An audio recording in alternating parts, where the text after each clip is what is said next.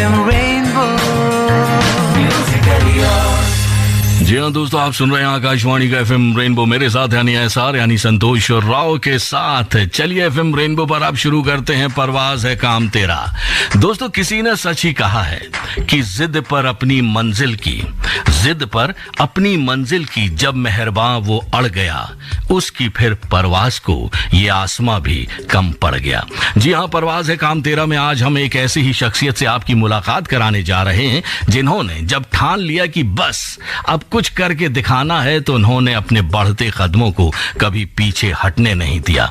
और इसी जोश और जुनून के दम पर हमारी आज की गेस्ट ने न सिर्फ बॉलीवुड में एक डायरेक्टर, प्रोड्यूसर, म्यूजिक कंपोजर और सिंगर के तौर पर अपना सिक्का जमाया, बल्कि कॉर्पोरेट सेक्टर में भी अपना रुतबा कायम किया। जी हाँ, हम बात कर रहे हैं film director, producer, music composer, singer और ऑथर फौजिया अर्शी की। दोस्तों, इससे पहले कि हम सीधे पहुंचे मुंबई और बात करें उस सफर के बारे में जिसे फौजिया जी ने तय करके एक मुकाम हासिल किया है, हम सुन लेते हैं उनकी मधुर आवाज में उनका ही कंपोज किया गया ये मधुर गीत। तो आप सुनते रहिए और बने रहिए आकाशवाणी के एफएम रेनबो पर मेरे साथ यानी एसआर यानी संतोष राव के साथ। कभी तो सुन गौर से तेरी आवाज, मना ले जरा प्यार से, जरा सा नाराज हूँ, छुपा ले खुद में मुझे, मैं तेरा राज हूँ। कभी तो सुन गौर से तेरी आवाज हूँ।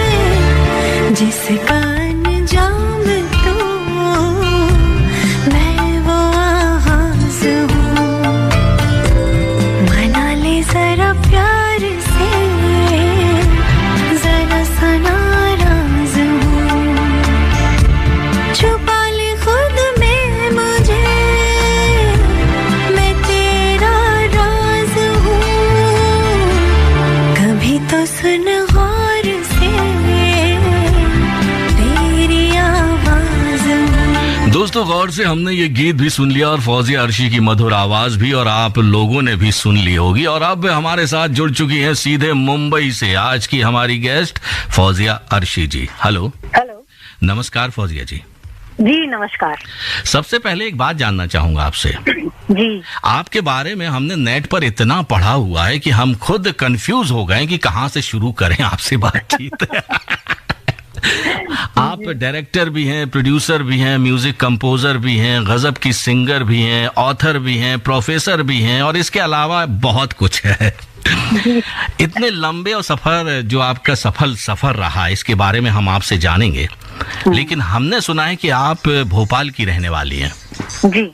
तो भोपाल के बारे में हम आपसे जानना चाहते हैं कि भोपाल से मुंबई का सफर कब और कैसे शुरू हुआ। पहले तो मैं आपका शुक्रिया अदा करूंगी संतोष जी। दूसरी बात ये कि आपका जो प्रोग्राम का नाम है जी, परवाज है काम तेरा जी, ये अल्लामा इकबाल का एक शेर है कि तू शाहीन है जी, परवाज है काम तेरा। तो ये वाकई मतलब इतना इंस्पायरिंग लाइन है ये कि तू शाहीन है। तो ये जो मुझे ये शुरू से ये लगता रहा कि मैं शाहीन हूँ। ओके। और परवाज है काम मेरा। तो भोपाल का सफर ऐसे शुरू हुआ कि भोपाल में मैंने बहुत बचपन से अपना काम करना शुरू कर दिया, अपना बिजनेस करना शुरू कर दिया। मैं पढ़ाती थी। ओके। और वो एक छोटा सा ऑर्गेनाइजेशन, एक इंस्टीट्यूट बढ़ते बढ़ते बहुत बड़ा उसने शेप ले लिया भोपाल में, और तकरीबन उसको मैंने 14-15 साल मैंने उसको रन किया। वहाँ भोपाल में एक बड़ा ब्रांड स्टैब्लिश हुआ कैंटैब नाम से। और फिर उसके बाद लगा अच्छा भोपाल जो है वो तालाबों की नगरी है जी। फिर एक दिन हमें लगा कि तालाबों का पानी हमने बहुत खंगाल लिया, जो था हमने सब यहाँ से निकाल लिया, चलिए अब समंदर खंगालें। ओके। तो बस फिर मैं बम्बई आ गई 2005 में, और फिर मैंने अपना काम यहाँ शुरू किया, क्योंकि वो सारा तजुर्बा 14 साल का मैं ले चुकी थी अपने शहर में। 15 साल की उम्र से मैं काम कर रही थी वहाँ। तो जब लड़कियां जो हैं वो मटर गश्ती करती हैं या मतलब बाकी सारे घूमना फिरना, ये तो हमारा ऐसा कोई शौक नहीं था। अच्छा। सिर्फ एक ही शौक था कि पढ़ना, पढ़ाना और अपना म्यूजिक में थोड़ा सा ध्यान देना, जो मेरा हमेशा का शौक रहा है। मुझे पोएट्री पढ़ने का शौक था, मुझे लिटरेचर पढ़ने का शौक था। मैं हमेशा अच्छे लोगों में उठती बैठती थी जो मुझसे उम्र में बहुत बड़े थे, तो उनसे मैंने उनकी बातें सीखी, तजुर्बा हासिल किया। My mother was a fantastic woman, my father is a very learned man. तो ये सब लोगों ने एक जो माहौल मेरे आसपास क्रिएट किया, वो भी जिम्मेदार है कहीं ना कहीं मुझे इंस्पायर करने के लिए कि अब मेरा यहाँ भोपाल का सफर यहाँ खत्म किया और फिर मैं मुंबई आ गई। अच्छा, आपने कहा कि आपका अपना बिजनेस था, तो वो मुंबई में आपने शुरू किया या आपके पहले से ही ख्याल था कि आप बॉलीवुड में एंट्री मारेंगे? नहीं, मेरा बिल्कुल दूर दूर तक किसी तरह भी मेरे जहन में ये बात नहीं थी कि मैं बॉलीवुड में एंट्री मारूंगी। मेरा काम पढ़ना पढ़ाना था। आई वॉज अ प्रोफेसर, मैं मैनेजमेंट की प्रोफेसर। मैंने कुछ किताबें भी लिखी हैं जो कि टेक्स्ट बुक की तरह पढ़ाई जाती हैं हिंदुस्तान में, इंटरनेशनल मार्केटिंग मैनेजमेंट। तो मुझे लगता था कि मुझे पढ़ाने लिखाने का ही काम करना चाहिए। मैं बम्बई आई थी तो ये सोच के कि मैं बहुत बड़ी यूनिवर्सिटी बनाऊंगी और बम्बई में फाइनेंसेस और जो अच्छे जहन के जो लोग होते हैं, इन्वेस्टर्स होते हैं, उनकी कोई कमी नहीं होती। तो मुझे लगा कि मुझे यहाँ कोई हम जहन ऐसा इंसान मिल जाएगा जो मेरे इस एजुकेशन इंस्टीट्यूट के बहुत बड़े ख्वाब को जो है वो पूरा करेगा। लेकिन जिंदगी है, जिंदगी मोड़ देती है जी। तो जिंदगी ने हमें कहा कि नहीं फौजिया अर्शी, आप ये मत कीजिए, आप ये कीजिए।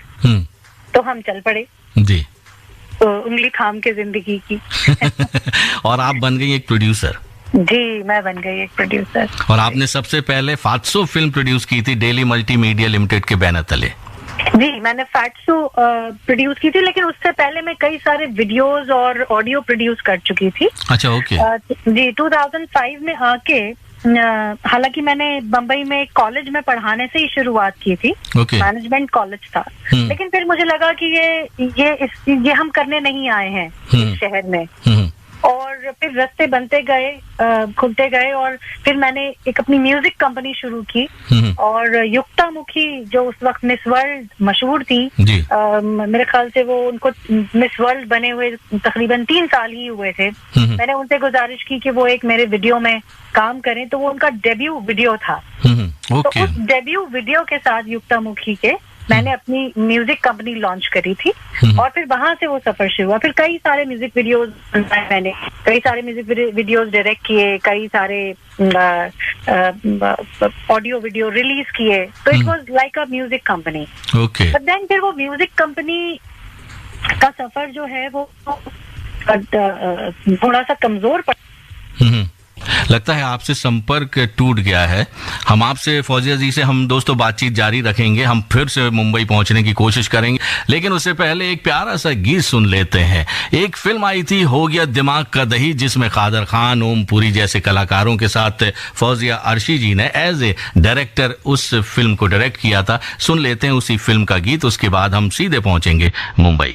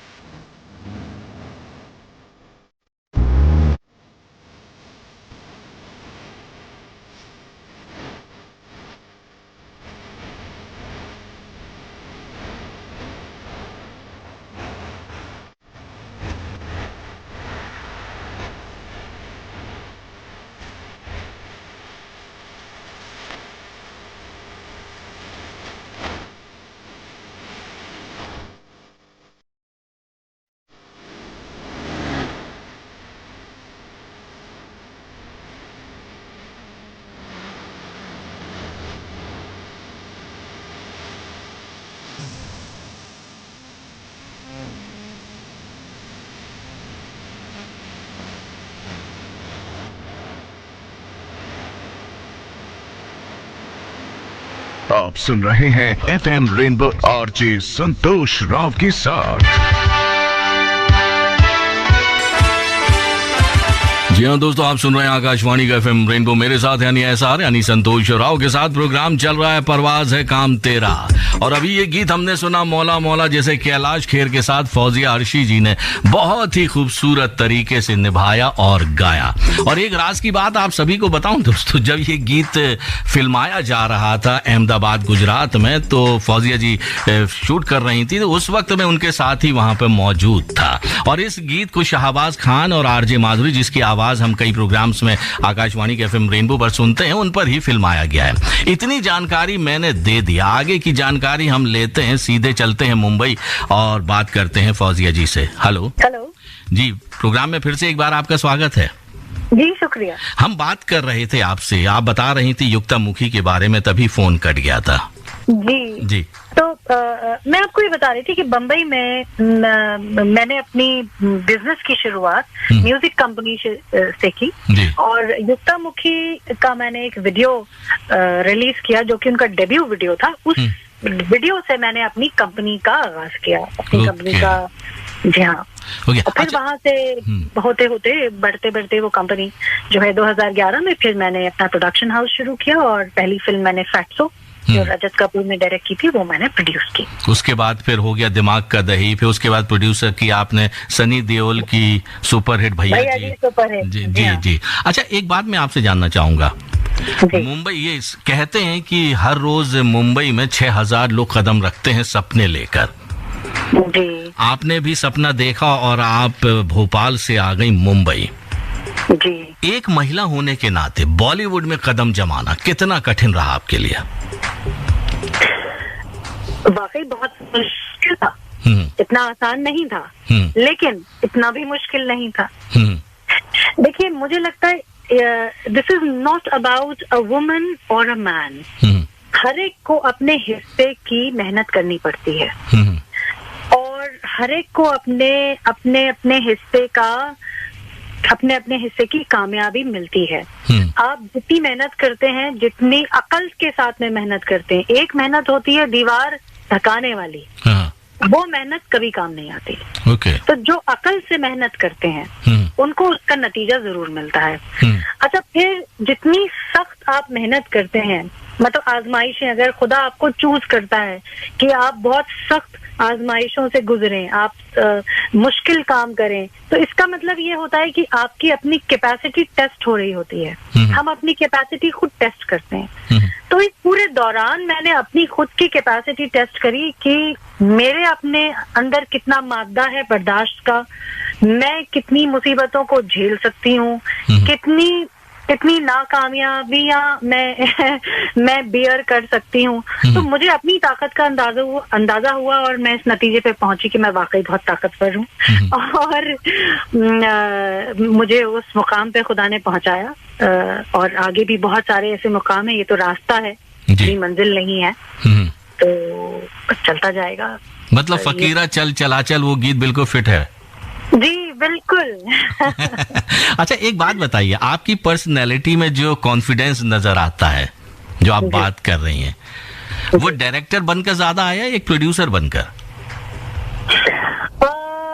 इन दोनों में से कुछ भी बनकर नहीं, ये अच्छा। तो बहुत बाद में आए। मैंने उससे पहले जो कॉलेजेस में पढ़ाया, जी, अपने खुद के इंस्टीट्यूट में मैंने पढ़ाया, being a professor, being a teacher, इससे बड़ा काम कोई नहीं होता।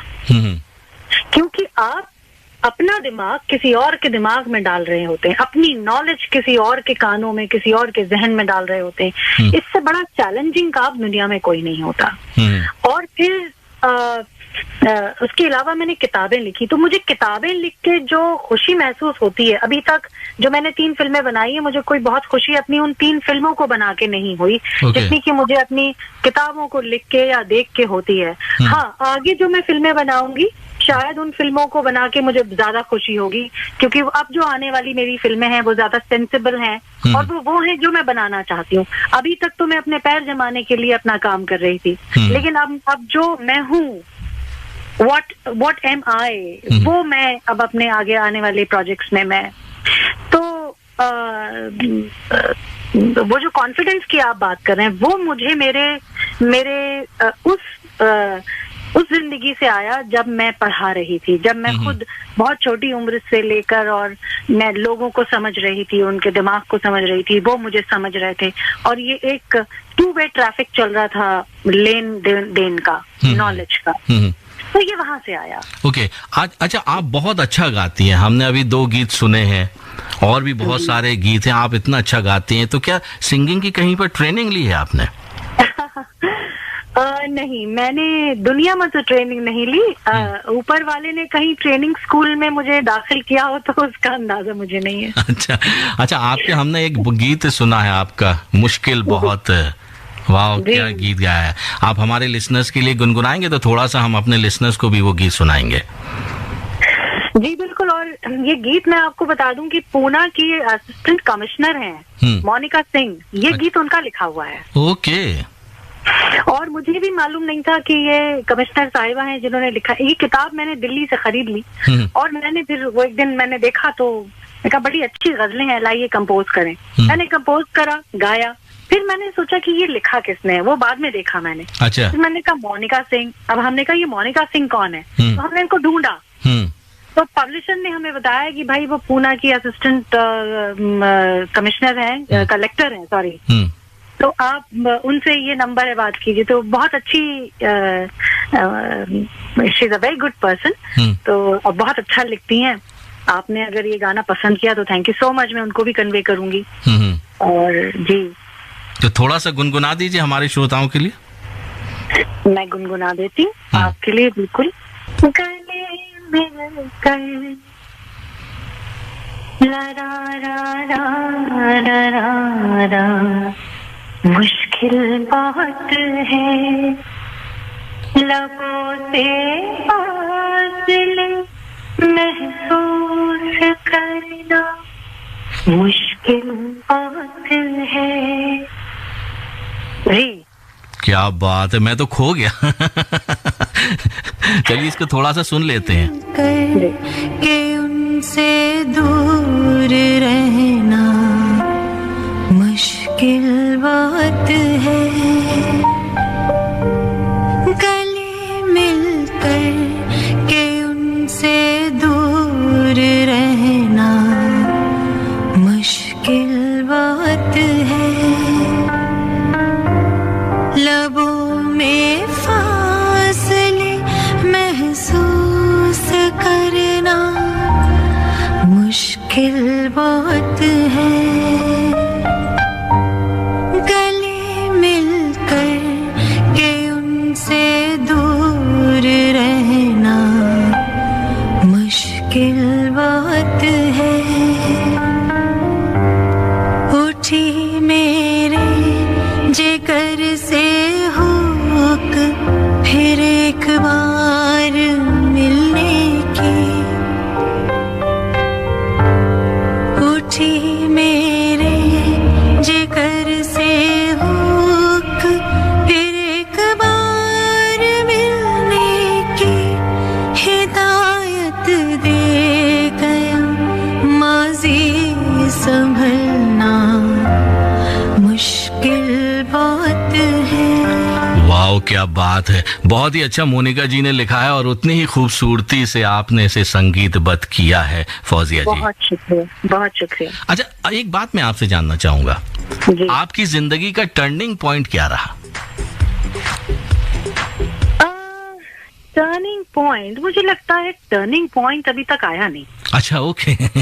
अभी तो जिंदगी बड़ी सीधी सी चल रही है, टर्निंग पॉइंट आना बाकी है संतोष जी।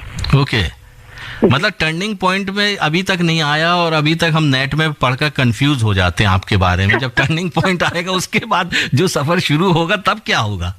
जी, वो जब रात है ऐसी मत वाली तो सुबह का आलम क्या होगा।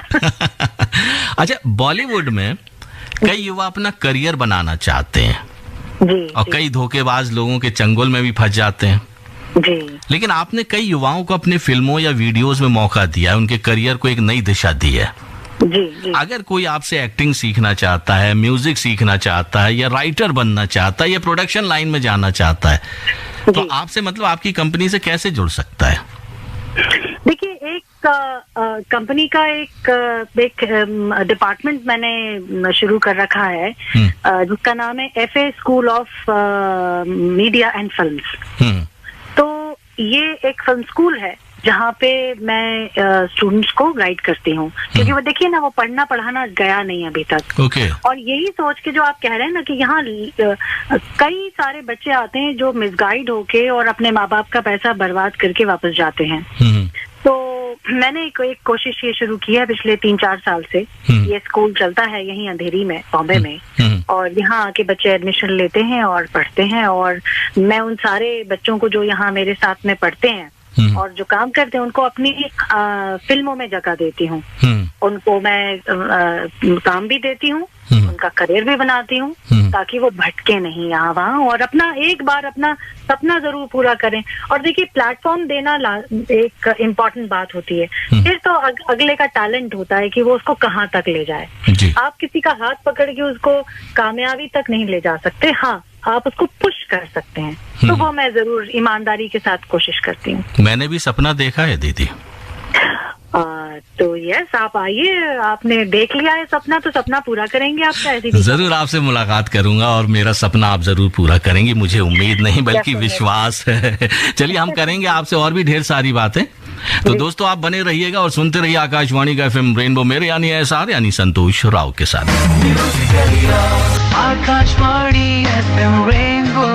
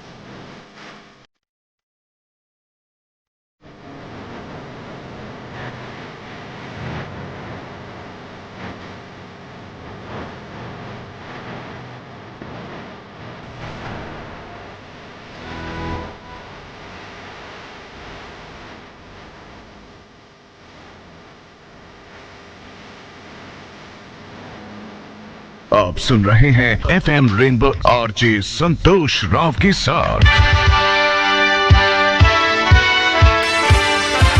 जी हाँ दोस्तों, आप सुन रहे हैं आकाशवाणी का FM रेनबो, मेरे साथ यानी एसआर यानी संतोष राव के साथ प्रोग्राम चल रहा है परवाज है काम तेरा, जिसे सुन रहा है पूरा हिंदुस्तान। घड़ी मिलाना चाहते हैं तो आप मिला सकते हैं। समय हो गया 4:44 और 50 सेकंड।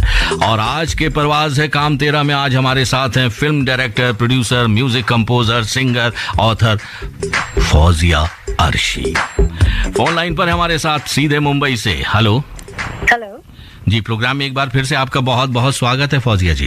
जी शुक्रिया। अच्छा, एक बात मैं आपसे जानना चाहता हूँ। हमने बात कर ली बॉलीवुड की, as a director, music composer, producer. अब हम बात करते हैं ऑथर की। जी, तो ये कब से शुरू हुआ और कैसे मुमकिन हुआ? देखिए, बड़ा खूबसूरत सवाल पूछा आपने। ये सवाल मुझसे आज तक किसी ने नहीं पूछा कि ये सफर कैसे शुरू हुआ।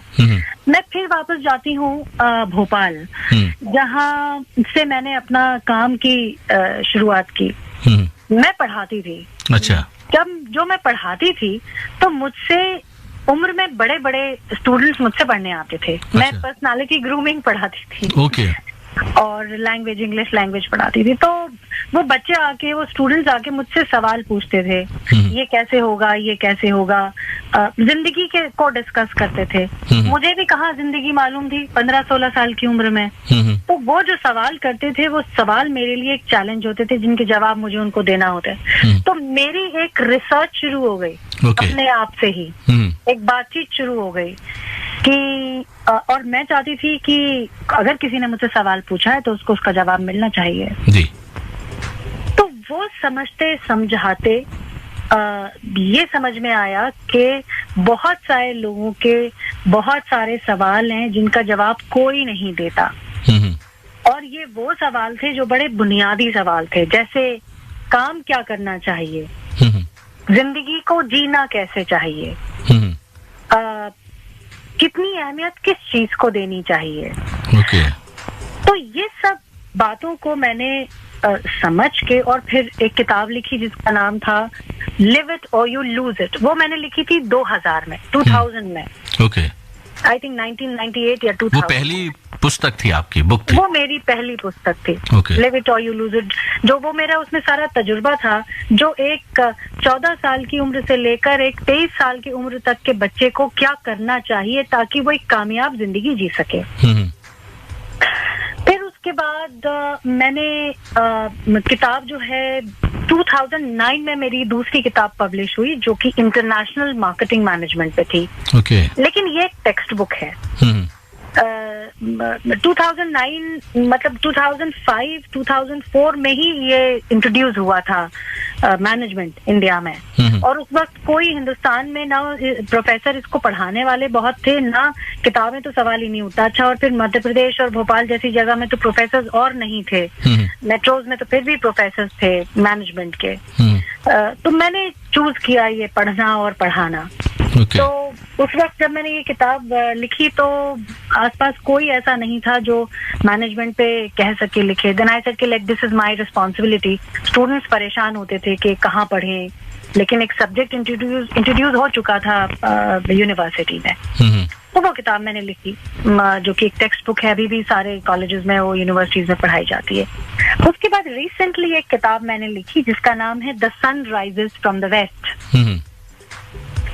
तो वैसे तो ईस्ट से उगता है सूरज, लेकिन मेरी किताब का नाम है the sun rises from the west. तो ये किताब नवंबर 2020 में रिलीज हुई है। ओके। जी। और ये किताब has nothing to do with management, it has nothing to do with life, but yes it has everything to do with socio economic and political scenario of India with context to international management. Okay. अच्छा, इतने ढेर सारी field में अपना जलवा खींच रखा है, बना रखा है, दूसरों के लिए छोड़नी है कोई फील्ड या नहीं? देखिए, ये शिकायत अब ऊपर वाले से कीजिए। अच्छा। हाँ, वो हमारा इसमें कोई कसूर नहीं है। उसने हमें इतनी सारी चीजें दे दी हैं, तो ये सवाल उन्हीं से पूछे, हमसे मत पूछे। अच्छा। जो आता है वो मैं करती जाती हूँ अपना काम समझ के, बिना सोचे समझे कि इसका अंजाम क्या होगा, किसको अच्छा लगेगा, किसको बुरा लगेगा। और मुझे लगता है होना भी चाहिए यही कि आपको जो आता है वो आपको करते रहना चाहिए। ये सोच सोच के करना कि ये होगा तो ऐसा होगा, ऐसा होगा तो वैसा, इतना नहीं सोचना चाहिए, सिर्फ काम करना चाहिए इंसान को। इतनी अच्छी अच्छी बातें आपने कह दी है, तो एक और गजल है आपकी, बेखुदी बेसबब नहीं गालिब। हाँ हाँ, क्या बात है, गुनगुना दीजिए हमारे श्रोताओं के लिए प्लीज। जी, 2 लाइन आपको इसकी सुना देती हूँ मैं। बेखुदी बेसबब नहीं गालिब, कुछ तो है जिसकी पर्दादारी है। तो अब थोड़ा हम सुना देते हैं लिसनर्स को भी। सबब नहीं गालिब, कुछ तो है जिसकी पर्दादारी है। बेखुदी बेसबब नहीं गालिब, कुछ तो है जिसकी पर्दादारी है। फिर कुछ एक दिल को बेकरारी है, सीना जो आए जख्म कारी है। वाह, क्या बात है, क्या बात है। जितना बेहतरीन म्यूजिक कंपोज आप करती हैं उतना गाती भी हैं। बहुत शुक्रिया। अच्छा, क्योंकि अब समय हमारे पास बहुत कम बचा हुआ है शो का, जी। तो बहुत सा, क्योंकि पूरा हिंदुस्तान आपको सुन रहा है इस कार्यक्रम के माध्यम से, जी, और बहुत सी महिलाएं हैं, लड़कियां हैं, जी, जो कदम आगे बढ़ाने की कोशिश तो करती हैं लेकिन हालातों को देखकर डर जाती हैं, कदमों को पीछे खींच लेती हैं और अपने सपनों को बस यूं ही चकनाचूर कर देती हैं। जी। ऐसी महिलाओं से, ऐसी लड़कियों से आप क्या कहना चाहेंगे? सबसे पहले तो मैं ये कहना चाहूंगी कि अपने आप को महिला और लड़की ना समझ के सबसे पहले इंसान समझें। जी। क्योंकि खुदा ने सिर्फ एक ही चीज बनाई है जिसको कहते हैं इंसान, उसके अलावा जानवर हैं, पेड़ पौधे हैं और बाकी सब चीजें हैं। और उसमें 2 कैटेगरीज हैं, एक आदमी एक औरत, दोनों इक्वल हैं। जी। तो ये जो हम अपने ऊपर एक तारी कर लेते हैं ना इस मिजाज को कि हम औरत हैं, हम कमजोर हैं, बस यही हमारी हार की शुरुआत यहीं से होती है। ओके। तो खुद को एक इंसान समझे और जो ख्वाब देखा है उस ख्वाब को कैसे पूरा किया जाए इसकी तरकीबें निकालें। उस ख्वाब को पूरा करने की एक जर्नी होती है, उसका एक सफर होता है, अचानक से कुछ नहीं हो जाता। जी। एक ख्वाब अगर आपने अभी देखा है तो शायद 20 साल बाद पूरा होगा, उसकी एक जर्नी है। और आपको एक जिंदगी ट्रेनिंग देती चली जाती है, आपके हाथों में कई अच्छे बुरे तजुर्बे रखती जाती है और उन अच्छे बुरे तजुर्बों को सामने रख के आप अपने फैसले लेते हैं जिंदगी के, और वो फैसले ही आपको कामयाबी की तरफ ले जाते हैं। जी। चाहे वो एक आदमी हो या औरत हो।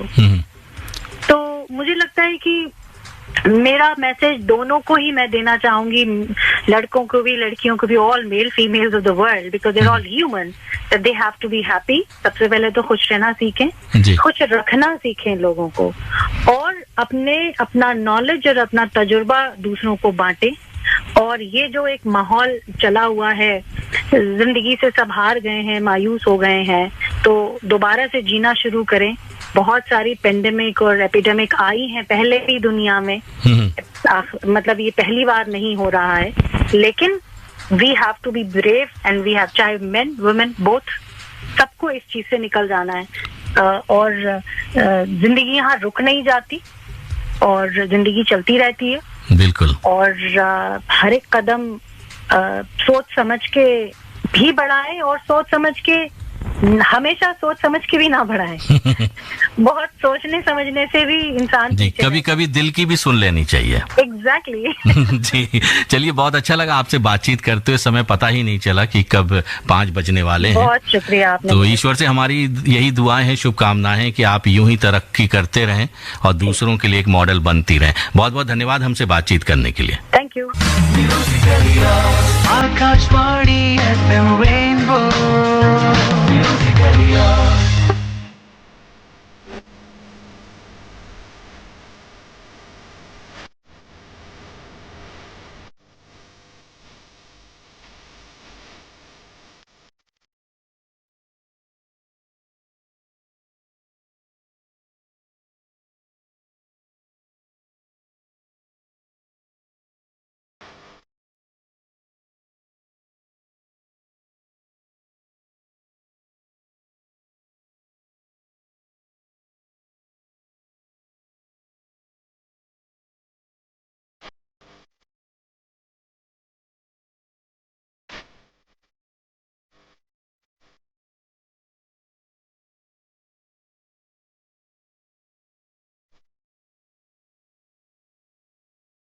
तो दोस्तों आज के लिए इतना ही। इसी के साथ आपका दोस्त एसआर यानी संतोष राव लेता है आपसे विदा, क्योंकि मोहम्मद शाहिद आ चुके हैं सिटी लाइट्स लेकर। नमस्कार।